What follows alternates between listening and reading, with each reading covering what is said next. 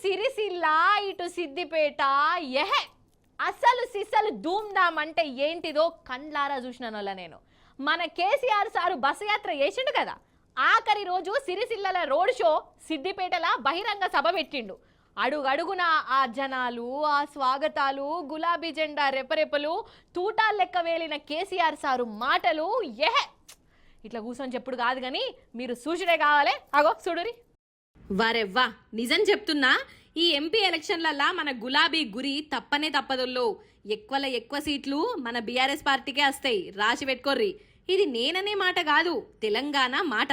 మన KCR sir bus యాత్రతోని కథ అంతా మారిపోయింది. జనం కేసీఆర్ సార్ దిక్కే ఉన్నారని తేలిపోయింది. చూస్తూనే ఉన్నాం కదా రోడ్ షోలను. అన్నట్టు బస్సు యాత్ర లాస్ట్ రోజు సిరిసిల్లలో చూడుండ్రోల్లా ఏ తీర్లా నడిచిందో రోడ్ షో. సిరిసిల్ల జనం అభిమానంలా కేసీఆర్ సార్ తడిచి ముద్దయిపోయిండుల్లో.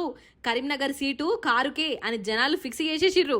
అన్నట్టు మోదీ సారు కథ, బండి సంజయ్ సారు వారి కార్ఖానా, వాళ్లకు కరీంనగర్ జిల్లా మీద ఉన్న ప్రేమ ఎట్లున్నదో చెప్పిండు.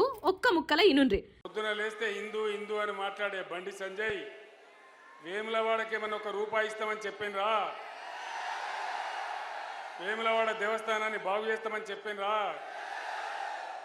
ఆ ప్లేస్ బాగా ఇరుకుగా ఉంటే నేనే అక్కడికి వచ్చి ఒక దాదాపు 35 ఎకరాల స్థలాన్ని చెరువులో నుంచి ఇప్పించి దాన్ని డెవలప్ చేసే ప్రయత్నం చేసినామని ఈ దేవుని పేరు చెప్పి అడిగే వాళ్ళు ఒక్క రూపాయి కూడా నిన్న బండి సంజయ్ అడగలేదు, నరేంద్ర మోడీ ఇయ్యలేదు. చేనేత కార్మికులు ఎక్కువగా నివసించేటువంటి పట్టణం.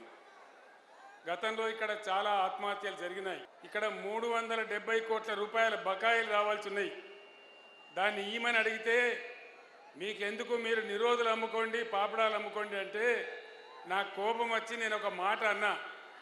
ఏమంత అధ్వానం కనబడుతున్నామనంటే నా మీద 48 గంటల నిషేధం పెట్టినారు. వాస్తవమే కదనొల్లా. అన్నట్టు సిరిసిల్ల రోడ్ షో ఒడిచినాక ఈడికేలి డైరెక్ట్ సిద్దిపేటకు పోయిండుల్లో కేసీఆర్ సారు. సిద్దిపేట అంటేనే కేసీఆర్ సారు గడ్డ, మన బీఆర్ఎస్ ఇలాకా. ఇక ఈడ బహిరంగ సభ అంటే ఎట్లుండాలలో, ఇగో ఇట్లుంటది.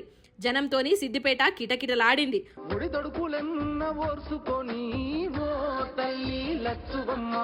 సాధించి తీరాడు రాష్ట్రాన్ని నా తల్లి లచ్చువమ్మ.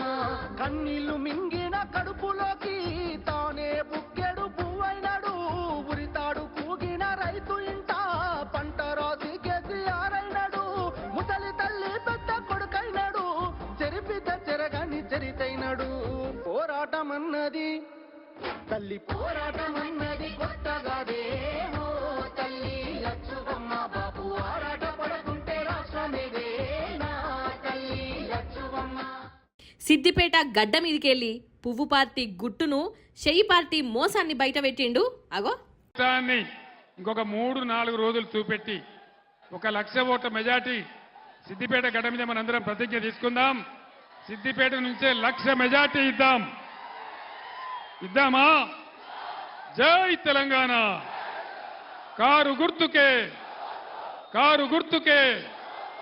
Siddipet majority, Siddipet majority, Siddipet majority. మనందరం పౌరుషవంతులం, మాట నిలబెట్టుకోవాలి. 1,00,000 మెజార్టీ ఇక్కడి నుంచే ఇయ్యాలని కోరుతూ సెలవు తీసుకుంటా ఉన్నా. జై తెలంగాణ, జై తెలంగాణ. మీ అందరికీ ధన్యవాదాలు. Thank you.